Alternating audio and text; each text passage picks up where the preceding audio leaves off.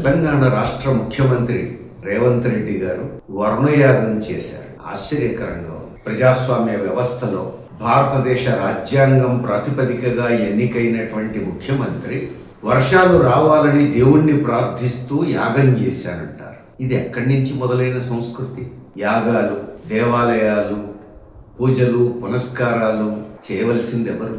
మత గురువులు, పీఠాధిపతులు, పూజారులు. వాళ్లకు వదిలేయాల్సినటువంటి విషయాలు. ప్రజాస్వామ్య వ్యవస్థలో ఎన్నికైన ప్రభుత్వాలు చేయవలసిన పనులు వేరే ఉన్నాయి. ఎవరి పనులు వారు చేయాలి.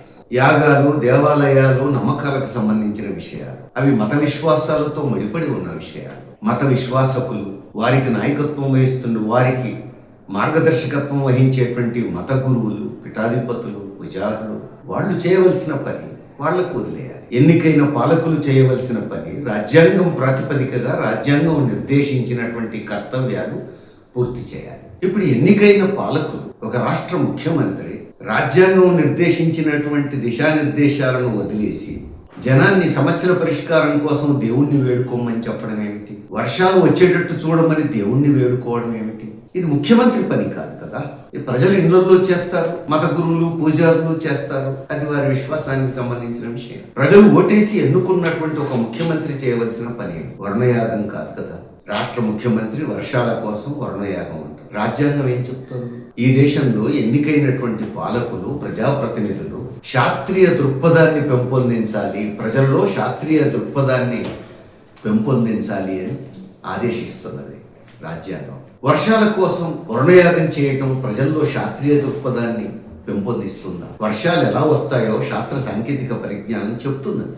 ఇప్పుడు వర్షాల సమస్యకు వాతావరణ కాలుష్యం కారణమని, ఓజోన్ పొరకు రంధ్రం పడడం కారణమని, అడవులు తగ్గిపోవటం కారణమని, అందుకని వాతావరణాన్ని రక్షించుకోవాల్సిన బాధ్యత మనందరి మీద ఉన్నదని శాస్త్ర సాంకేతిక పరిజ్ఞానం రుజువు చేస్తున్నది. ప్రపంచం అంతా ఘోషిస్తున్నది. ప్రపంచవ్యాప్తంగా అన్ని ప్రభుత్వాలు వీటి చుట్టే చర్చోపచర్చలు చేస్తున్నాయి, ఒప్పందాలు చేసుకుంటున్నాయి. పైగా ఇప్పుడు ఎల్లినో ఒక సమస్యగా ముందుకొచ్చింది. ఎల్లినో అంటే ఏమిటి? దాని పర్యవసానాలు ఎట్లా ఉంటాయి? రైతాంగం మీద దాని ప్రభావం ఏమిటి? సాధారణ ప్రజల మీద దాని ప్రభావం ఏమిటి? దానికి సంబంధించిన వివరాలు తెలంగాణ ప్రజలకు చెప్పి చైతన్యవంతం చేయటం, వారిని విజ్ఞానవంతులను చేయటం, తగిన జాగ్రత్తలు వారికి తెలియజేయటం, ఇది కదా ప్రభుత్వం చేయవలసింది. వర్షాలు వచ్చేట్టు చూసుకోవాలి అని అంటే అందులో ప్రజల బాధ్యత ఏమిటి? ప్రభుత్వాల బాధ్యత ఏమిటి? విచక్షణారహితంగా అడవులను నరికివేస్తున్న స్మగ్లర్ల బాధ్యత ఏమిటి? కొండలు గుట్టలు తవ్వేస్తున్నటువంటి పారిశ్రామికవేత్తల బాధ్యత ఏమిటి? ఈ విషయాల మీద కదా చర్చ జరగాల్సింది. ఇవన్నీ వదిలేసి ఒక రాష్ట్ర ముఖ్యమంత్రి వర్ణయాగం చేయటం అంటే ప్రజల దృష్టి మళ్లించడమే కదా. ప్రధానమంత్రి నరేంద్ర మోడీ కూడా ఏం చేశారు? అయోధ్యలో రామాలయ ప్రారంభోత్సవంలో కీలక పాత్ర పోషించారు. అక్కడ కూడా అంతే. పీఠాధిపతులు, మత గురువులు వారు కాదు, ఎన్నికైనటువంటి ఒక దేశ ప్రధానమంత్రి అక్కడ ప్రారంభోత్సవ కార్యక్రమంలో ముఖ్య పాత్ర పోషించారు. ఈ రాష్ట్రాన్ని పరిపాలించిన మొదటి ముఖ్యమంత్రి, తెలంగాణను పరిపాలించిన మొదటి ముఖ్యమంత్రి కేసీఆర్ గారు కూడా ఇదే సంస్కృతి పాటించారు. చండీ యాగం చేశారు, మరికొన్ని యాగాలు చేశారు. ఎన్నికైన ప్రజాప్రతినిధులు, పాలకులు ఈ రూపంలో యాగాల సంస్కృతి, దేవాలయాల సంస్కృతి ప్రజల ముందు ఉంచడం ద్వారా ప్రజలకు ఏం చెప్పదలిచారు? ఎన్నికలకు ముందు ప్రజల సమస్యలన్నీ తామే పరిష్కరిస్తామని, తమ పార్టీ విధానాలే సరైనవని, తమకు ఓట్లేస్తే సమస్యలన్నీ పరిష్కారం చేసే బాధ్యత తమదేనని అరచేతిలో స్వర్గం చూపిస్తారు. ఓటర్లను నమ్మించి ఓట్లు తస్కరిస్తున్నారు. ఎన్నికలు అయిపోయిన తర్వాత, అధికారంలోకి వచ్చిన తర్వాత దేవాలయాలు ప్రారంభించి దేవుణ్ణి అడుక్కోమంటున్నారు. సమస్యల పరిష్కారం కోసం దేవుణ్ణి వేడుకోమంటున్నారు. యాగాలు చేస్తూ సమస్యల పరిష్కారం కోసం దేవుణ్ణి వేడుకోమంటున్నారు. అంటే వాగు దాటేదాకా వడమల్లయ్య, వాగు దాటిన తర్వాత బోడిమల్లయ్య. ఎన్నికలకు ముందు తాము సమస్యలు పరిష్కరిస్తామని ప్రజలను నమ్మించిన వీళ్ళు తమ చేతుల్లో అధికారం వచ్చిన తర్వాత తమను కాదు సమస్యల పరిష్కారం కోసం దేవుణ్ణి అడుక్కోమంటున్నారు. దేవుణ్ణి అడుక్కోమని ముఖ్యమంత్రులు, ప్రధానమంత్రులు చెప్పాలా?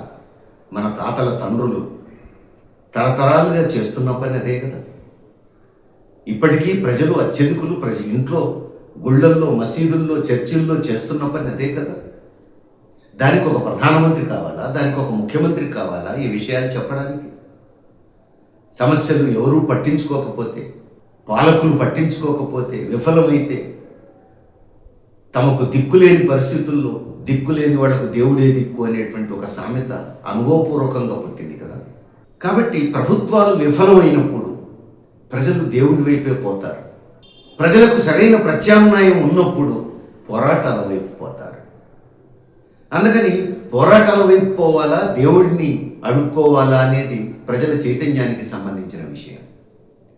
అయితే ఈ పాలకులు తాము పరిష్కరించవలసిన సమస్యలను పరిష్కరించడంలో విఫలమైనప్పుడు ప్రజలు పోరాట బాట పట్టకుండా ఉండడం కోసం, ప్రజల దృష్టిని మళ్లించడం కోసం దేవుణ్ణి అడుక్కోమని చెప్పి చెప్పడానికి యాగాలను, ఆలయాలను, దేవుడి పేరు వాడుకుంటున్నారు.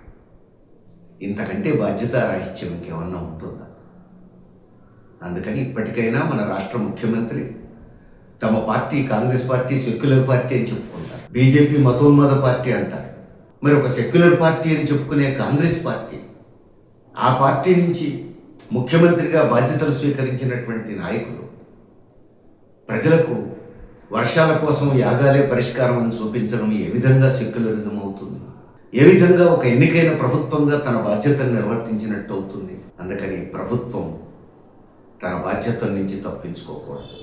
అది బీజేపీ అయినా, కాంగ్రెస్ అయినా, బీఆర్ఎస్ అయినా, మరొకళ్ళైనా ప్రజలు తమ చేతుల్లో అధికారం పెట్టినప్పుడు ప్రజల సమస్యలను పరిష్కరించేందుకు తాము శాయశక్తులా పనిచేయాలి. ప్రజలకు శాస్త్రీయ దృక్పథాన్ని అలవర్చాలి.